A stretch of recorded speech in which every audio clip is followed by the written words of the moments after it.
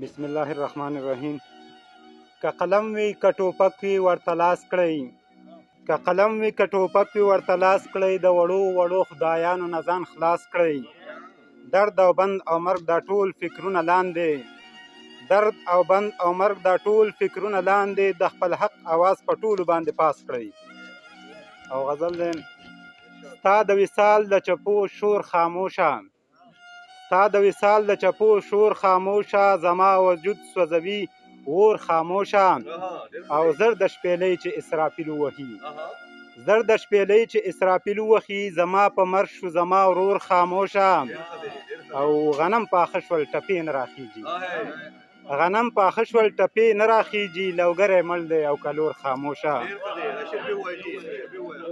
غنم پاخه شول ټپې نه راخیږي، لوګری مړ دی او کلور خاموشه. او زه یې کړم کونډه خدای دې نه یاد، زه یې کړم کونډه خدای دې نه خادوي، زه یې کړم کونډه خدای دې نه خادوي، پټه لګیا وه یوه خور خاموشه.